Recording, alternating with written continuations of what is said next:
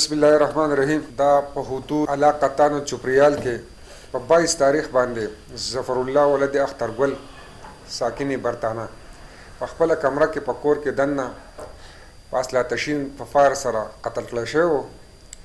او د خلکو دی وقویله داسې رنګ ورکاو چې د خودکشي کړله. چپریال پولیس SHO سے تفتیشي ټیم په جدید طریقو سره تفتیش وکړو او په 4-5 ګنټه کې دننه دا د قتل وقوع ټریس کړ. په ده کې د بدقسمتۍ نه د وړوکی ورور عنایت الله او د کور والا فاطمه ما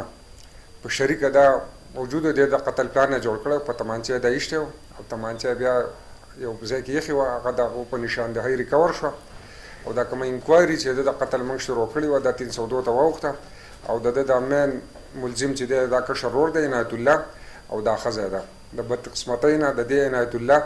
او د دې فاطمې ناجایز تعلقاتو په دې وجه دی د خپل مشر ورور ظفر الله وژلی دی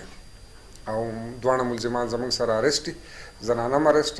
او اسلحه آتشین کم پستول چې دی علی قتل هغه هم ریکور دی او عنایت الله هم گرفتار دی او انشاءالله چې دوی به په عدالت کې خپل کنفیشنل سټیټمنټ ریکارډ کوي. دا ټوټل په 4 ګنټې کې دا کیس چې دی دا ورک آوټ شو. پولیس دې کې ډېر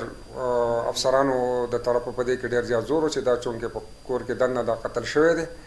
او دا ټریس کول پکار دي. نو چې کله پولیس دا خلک ټچ کړه ټریس یې کړه 174 چې کومه انکوایري موږ انیشلی شروع کړو د دوی د کور په دغه دوی وله رنګ ورکاو چې چونکې د خودکشي کړله. نو دا خودکشي نه وه، پراپر دا یې وژلی دی او د بدقسمتۍ نه د دې عنایت الله او د دې فاطمې تعلقات ناجایز تعلقاتو خپل منځ کې نو دا ظفر الله په دې وجه وژلی دی او د دوی په نشاندهۍ ریکوري هم شوې ده او دا کیس ورک آوټ شوی دی. نو انشاءالله دا خو په تاسو ته لکه څنګه چې معلومه ده خصوصا په چپریال کې دا تقریبا 12م کیس دی د مډر کیس 12م کیس دی چې داسې انټریس وقوعې وشوې او تاسو ته پته ده چې څه موده مخکې موږ یو 8 میاشتې قبل یو لاش ښخ شوی او هغه موږ دا ځګې نه راویسته په نشاندهۍ د قبر نه م راویسته او هغه کیس ورک آوټ شو، سړی ورک و. داسې نور کیسونه وشو، د زنانو کیسونه وشو چې دا خلک ولا مختلف رنګونه ورکوي چونکې په ماډرن طریقه چې دې تفتیش وشي او پولیس ټیم صحیح حقایقو ته ورسي نو وقوع داسې نه او دا زموږ الحمدلله 12م کیس دی انټریس کیس دی چې دا ټریس هم شو، ریکوري مو شوه او په دې کې کنفیشنل سټیټمنټ هم په عدالت کې ریکارډ شو.